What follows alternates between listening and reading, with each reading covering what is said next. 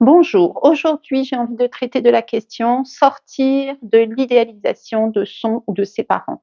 Pourquoi paraît-il important de sortir de cette idéalisation des figures parentales?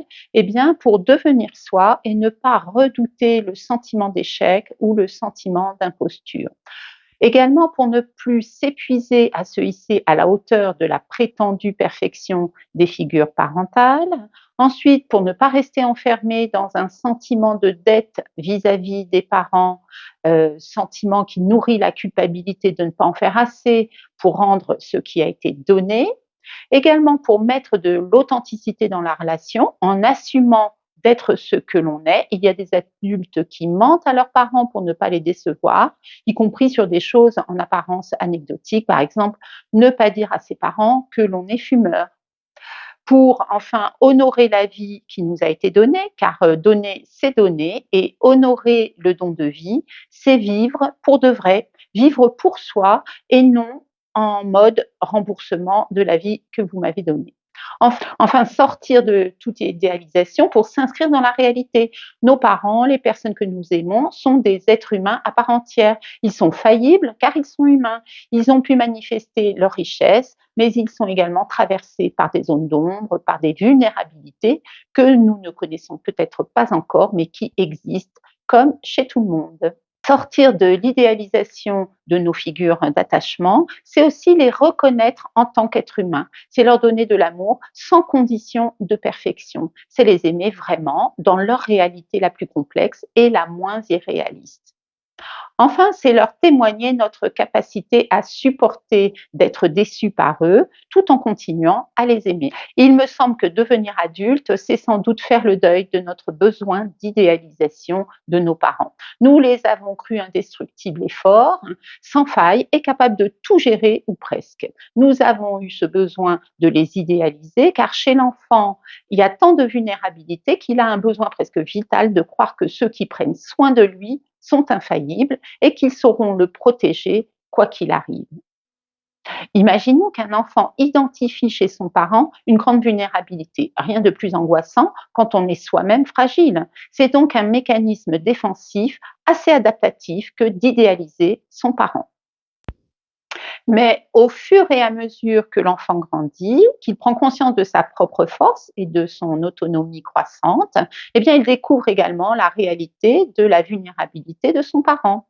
Dans les cas les plus favorables, tout ça se construit assez progressivement et atteint un certain équilibre. L'adolescent, le jeune adulte, parvient à désidéaliser son parent pour le voir comme un être relativement puissant et adaptable, capable de trouver des solutions, mais pas tout puissant et pas invulnérable. Et ceci ne lui procure plus aucune angoisse. Parfois, il arrive que le jeune adulte résiste à accepter la réalité de la vulnérabilité de cette figure parentale qu'il a idéalisée et il maintient une projection déraisonnable sur son parent, projection d'une toute-puissance illusoire qui peut amener un sentiment d'être indigne en tant qu'enfant. Ceci peut produire de l'évitement de l'action par peur de l'échec ou par angoisse de performance. En général, l'idéal qui nous domine alimente nos reproches, les reproches que nous adressons à la réalité extérieure et à notre réalité personnelle. Pas assez ceci, pas assez cela, ou trop ceci, trop cela. Bref, facilement, nous faisons un procès au réel sans toucher à notre idéal. Or, l'idéal, c'est une représentation excessivement sublimée de la réalité, peut-être même délirante ou mégalo.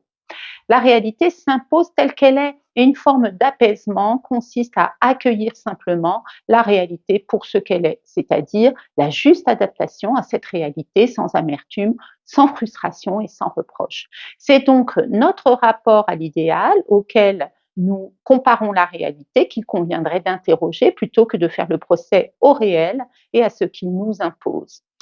L'idéal peut être un piège, car il est trop radical. L'ambition, elle, est un levier efficace si elle est raisonnable. Elle donne l'élan, elle est fille de l'imaginaire, elle est sœur de l'action. L'idéal, lui, est plutôt le terreau du procès, du reproche, de la mésestime de soi, et au pire, il peut être un frein jusqu'à la paralysie. Il est souvent utile de s'imaginer avec ambition, de se désirer plus grand ou simplement différent de ce qu'on est à présent, afin de se projeter, de s'élancer et de se mobiliser pour changer, pour conquérir et aller de l'avant. S'agripper à un idéal, c'est s'accrocher à l'illusion, à la caricature qui est souvent hors réalité et donc inatteignable. Enfin, l'idéal est binaire, il est dichotomique, soit on est dedans, soit on est hors jeu. Il n'y a pas de nuance en matière d'idéal, in ou out. Cette dichotomie ne laisse pas beaucoup de place à la réalité de ce que nous sommes. Nous sommes complexes, nuancés, oui et non en même temps, forts et vulnérables. Les deux selon le contexte et les circonstances. Bref, notre réalité et la réalité en général ne se laissent pas enfermer dans une proposition à deux cases seulement.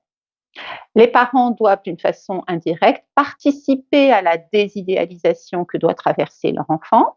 Comment? Eh bien, en montrant leur vulnérabilité pour ce qu'elle est, en ne prétendant pas tout savoir ou tout pouvoir, en ne se posant pas comme la seule référence fiable dans la vie de l'enfant, en assumant simplement d'être des êtres humains. Ne pas se révéler dans cette vérité humaine est une forme d'emprise exercée sur l'enfant qui reste donc aliéné à un idéal illusoire, ce qui va empêcher son propre déploiement. Mais également, le parent a à accepter lui-même que l'enfant ne soit pas un être idéal en l'aimant avec ses failles, avec ses manques, ses ratés et ses limites. Le parent montre ainsi qu'il n'est pas nécessaire d'être idéal pour être aimé ou adapté, donc il désigne le chemin d'une relation plus authentique, d'un attachement plus sain et enfin d'un rapport à la réalité beaucoup plus équilibré. Voilà, j'espère que cette vidéo vous aura éclairé et je vous souhaite un bon cheminement. Je vous dis au plaisir.